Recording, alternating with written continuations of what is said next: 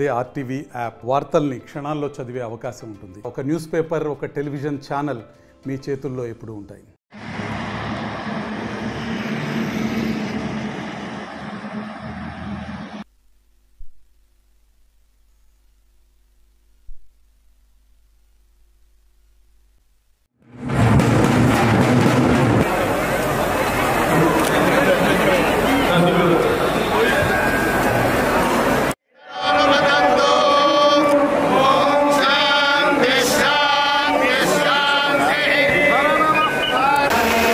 ఉమ్మడి ప్రకాశం జిల్లాలోని ప్రముఖ పుణ్యక్షేత్రమైన అద్దంకి నియోజకవర్గంలోని సింగరకొండ దేవస్థానం శ్రీ ప్రసన్నాంజనేయ దేవస్థానంలో ఈరోజైతే ఒక పండగ వాతావరణం నెలకొందని చెప్పుకోవచ్చు.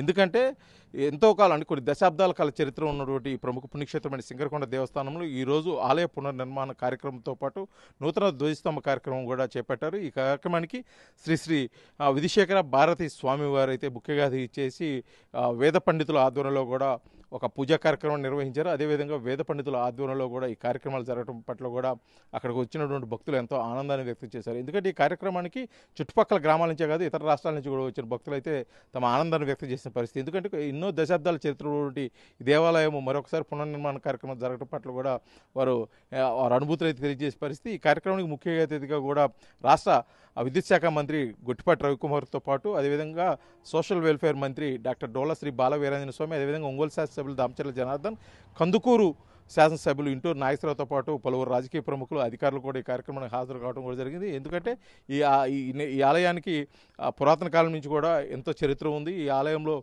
శ్రీ ప్రసన్నాంజనేయ స్వామి దర్శనం చేసుకునేవారు కూడా చాలామంది ఎక్కువ ఉన్నారు. అదేవిధంగా ఈ ఆలయం నిర్మాణం అనేది ఒక చారిత్రాత్మకమైన అంశం కాబట్టి దీన్ని ఎంతో భక్తి శ్రద్ధలతో కూడా ఈ నిర్మాణ కార్యక్రమం చేపట్టామని చెప్పేసి కూడా తెలియజేస్తున్నారు. అదేవిధంగా ఇక రానున్న రోజుల్లో భక్తులకు ఎటువంటి అసౌకర్యం కలగకోకుండా కూడా ఇక్కడ అన్ని ఏర్పాట్లు కూడా చేయడం జరిగిందని చెప్పేసి ఆలయ నిర్వాహకులు కూడా తెలియజేసిన పరిస్థితి.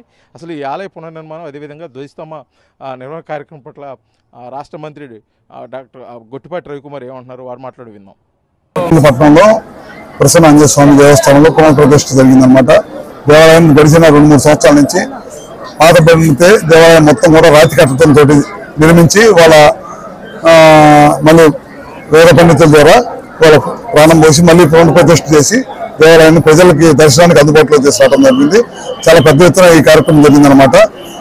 ఇదే కాదు, ఇప్పటి నుంచో దాదాపు పూర్వం నుంచి కూడా ఈ దేవాలయానికి ఈ చుట్టుపక్కల ఉన్న లక్షలాది మంది ప్రజలు వచ్చి ఇక్కడ దేవుడు ఆశీస్సులు తీసుకుని వెళ్తూ ఉంటారు. ఇప్పటి నుంచి ఇంకా డెవలప్ చేయాల్సి ఉంది.